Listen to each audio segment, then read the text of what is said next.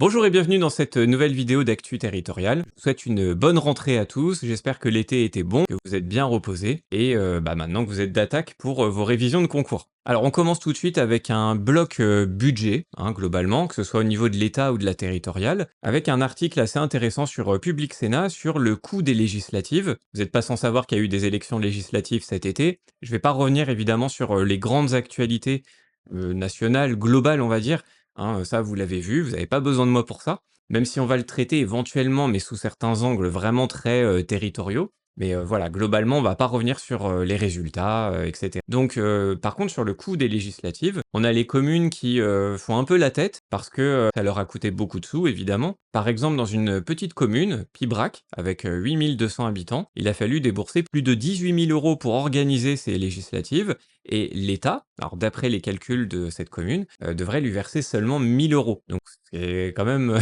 pas énorme et donc le maire a écrit au président de la République pour, que l'État assure un peu plus de soutien financier puisque, les communes n'avaient pas prévu cette dépense.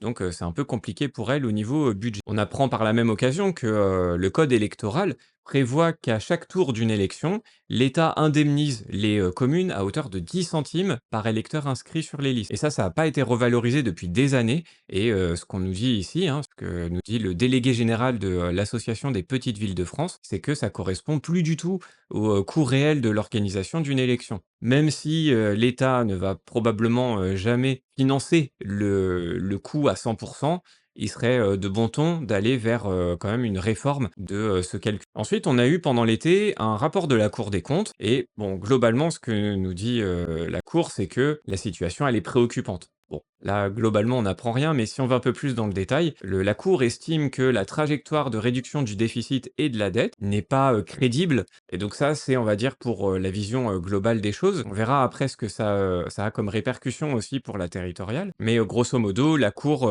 dit que dans cette période d'incertitude, il faut, engager vraiment un effort de réduction du déficit public, mais qui soit crédible et documenté et ce rapport, finalement, c'est à la fois une critique envers, la majorité, sortante, mais aussi une sorte d'avertissement pour, le gouvernement, qui va suivre. Sachant que quand je tourne cette vidéo, je sais toujours pas, enfin on sait toujours pas, qui, sera le prochain premier ministre et quel sera donc, l'horizon politique, plutôt, des économies, plutôt des dépenses et cetera. Pour l'instant, au moment où je tourne cette vidéo, j'en sais toujours rien. Et dans ce rapport de la Cour des comptes, on a aussi une vision plus précise par rapport aux collectivités, territoriales et on voit qu'elles ont perdu, entre guillemets, 4 milliards en 2023. En effet, la Cour des comptes pointe une détérioration globale de la situation financière des collectivités au cours de l'année 2023. Mais si on se penche un peu plus sur le détail, le gros de cette perte financière, c'est pour les départements. En effet, la baisse d'épargne des collectivités au global, c'est 3,9 milliards d'euros. Mais si on prend seulement les départements, cette épargne, elle est en recul de 4,7 milliards d'euros. Donc même encore plus. Alors c'est normal puisque pour, le bloc communal, il y a une progression d'1,4 milliard d'euros. Donc c'est normal d'avoir cette différence. Mais en tout cas, on voit que, pour les départements, c'est vraiment un net recul et qui est dû en grande partie à la crise, immobilière. En effet, les recettes de DMTO, donc DMTO pour, droit de mutation à titre onéreux, les frais de notaire pour le dire, plus vulgairement, ont forcément baissé puisqu'il y a eu moins de ventes, immobilières en 2023 et comme c'est l'un des, principaux financements des départements, ce DMTO, eh bien effectivement, on assiste mécaniquement à une baisse des recettes pour les départements et donc selon certaines personnes, cela souligne aussi le fait qu'il y a quelque chose d'illogique d'avoir, les départements qui ont des besoins très, stables en termes de financement, puisqu'ils ont notamment, les, dépenses sociales à devoir gérer. Donc ça, c'est très stable, mais qui sont financés en grande partie par un impôt, ils appellent ça dans le document cyclique et volatile. On voit bien qu'il y a une dichotomie entre, ces 2 besoins. C'est pas logique. Donc on verra le prochain gouvernement s'il se penche, sur la question.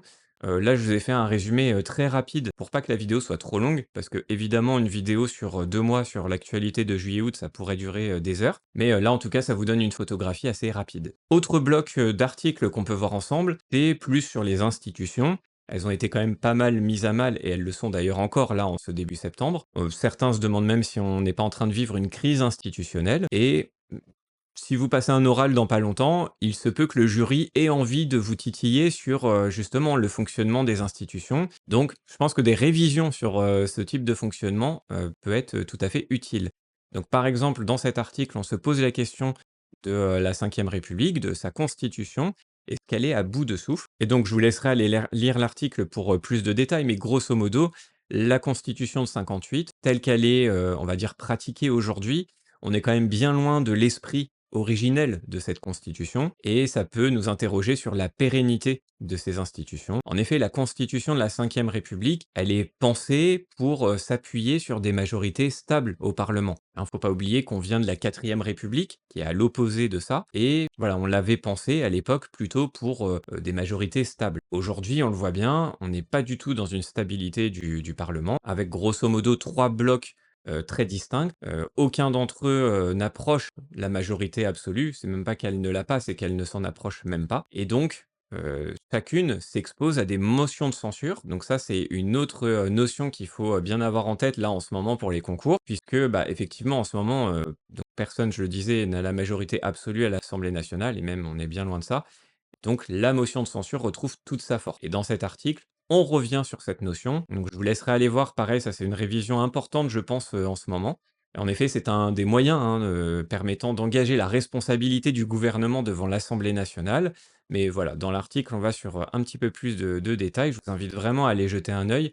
D'ailleurs, l'article est en description, enfin le lien est en description sous la vidéo. Autre bloc également qui peut être intéressant, ce sont des dossiers sur le site Banque des Territoires. Alors on a un dossier sur les JO de Paris 2024 et notamment avec le titre, vous voyez, un terrain de jeu pour les territoires.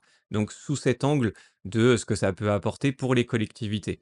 Ça aussi, c'est des questions sur lesquelles on peut venir vous titiller un petit peu lors d'un oral. Et donc on a toute une série d'articles qui sont centralisés ici. Donc pareil, ça, le lien, je vous mets sous la vidéo. Comme ça, vous pouvez aller voir directement. Là, de toute façon, je vous mets tous les liens des articles sous la vidéo, comme ça, vous serez tranquille. Donc, on voit, là, c'est sous différents angles, hein, les JO, quels impacts pour les agents publics. Là, un article plus sur les collectivités, comment elles ont joué les jeux, avec ce petit jeu de mots. On nous dit aussi que les collectivités étaient au rendez-vous, mais qu'elles ont manqué d'aide. Bref, on a quand même une vision assez globale. Et comme ça, vous serez prêt si jamais on vous questionne là-dessus. Toujours sur les JO, on a un édito sur la Gazette qui nous dit, voilà, raviver la flamme. On part du postulat qu'effectivement ces JO, c'était une réussite. Faut le dire clairement, hein, c'était une réussite à la fois populaire, à la fois sécuritaire, alors qu'on se posait quand même, enfin beaucoup de gens, moi y compris, on se posait des questions quand même sur l'organisation, tout simplement, sur les risques qu'il y avait avec ces JO. Et donc, bah, globalement, ça a été un succès très clairement. Et ce que nous dit, l'auteur de ce billet, c'est que pourquoi ne pas capitaliser sur cet héritage, hein, de ferveur, d'enthousiasme, et cetera, au-delà du sport?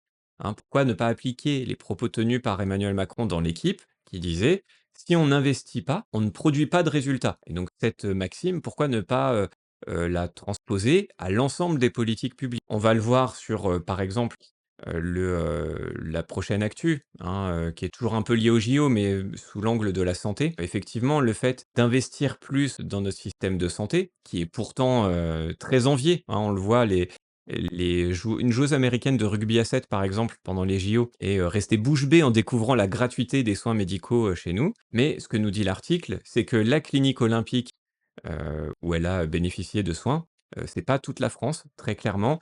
Il y a eu, on l'a vu encore cet été, beaucoup de problèmes dans les hôpitaux avec des services d'urgence, qui ont, plus ou moins fermé, enfin qui étaient saturés en tout cas et donc ça pose la question bah, de l'effort à fournir, hein, comme l'indiquait dans le précédent article, de l'effort à fournir pour, remédier quand même à cette situation. Puisqu'on a, au-delà même des, difficultés de l'été, toute l'année, on a des professionnels qui nous disent que, il y a un effondrement du système de santé, petit à petit et que, ça dépasse, hein, cette période de l'été, mais même de l'hôpital public. Dans les zones rurales, par exemple, c'est vraiment compliqué, mais même dans les villes et même dans les grandes villes, ça devient de plus en plus compliqué d'avoir accès à certains praticiens, même à des généralistes et pour cela, il y a des solutions, hein, il y a des leviers qui existent sur, l'attractivité des carrières, sur la refonte du parcours de soins ou la prise en compte de, tous les territoires. Et enfin, dernier bloc, d'articles un peu pêle-mêle, hein, sur des sujets, différents. Pour la Nouvelle-Calédonie, on a eu, quelques avancées, enfin en tout cas une pause, on va dire. c'est, sur le fait que, le chef de l'État a fait, plusieurs annonces et notamment la plus importante, c'est que les élections locales qui devaient se tenir avant la fin de l'année, devront être reportées. Ça va laisser plus de temps pour, plus de dialogue avec les élus de la Nouvelle-Calédonie et donc espérons que ça puisse apaiser un peu, le climat, qui est quand même, bouillant là-bas, donc affaire à suivre. Ensuite, un dossier sur, l'intelligence artificielle, l'IA. Donc là, pareil, c'est, Banque des territoires qui a centralisé, plusieurs articles sur ce sujet. Pareil, c'est un sujet «à la mode», entre guillemets, donc il faut quand même, savoir en parler. Voilà, donc on a le président de la République récemment qui a dit vouloir faire de la France une championne de l'IA. Il a annoncé pour cela 400 millions d'investissements, publics dans la recherche et la formation sur, l'IA et donc on a toute une série d'articles, sur des sujets différents, hein, parce que ça pose plein de questions l'IA, sur, le cadre juridique, évidemment, sur, les métiers territoriaux qui peuvent être, complètement transformés par, l'IA dans les années à venir, sur, les grandes villes et même au-delà des grandes villes, hein, tout un tas de collectivités qui veulent un vrai débat démocratique autour de ces IA. Bref, vous voyez que ça pose, quand même beaucoup de questions et là, c'est vraiment une centralisation de tout ça qui est, super intéressante pour vos révisions. Et enfin, un dernier dossier tout aussi intéressant pour les révisions, c'est aussi un sujet à la mode, en ce moment, c'est sur le service public de la petite enfance, puisque, la loi pour le plein emploi, elle, confie de nouvelles obligations au, bloc communal, hein, dans ce sujet de la petite enfance et donc c'est les débuts, on pourrait dire, les bases d'un nouveau service public de la petite enfance, mais encore une fois avec des questions qui se posent dans son organisation, notamment sur le qui fait quoi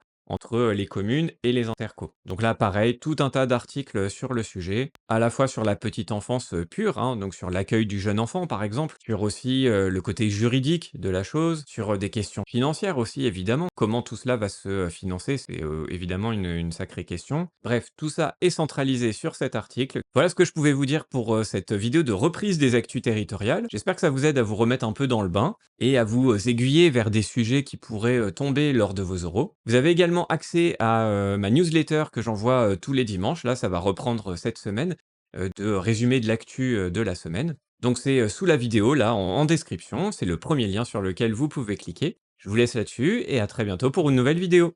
Salut!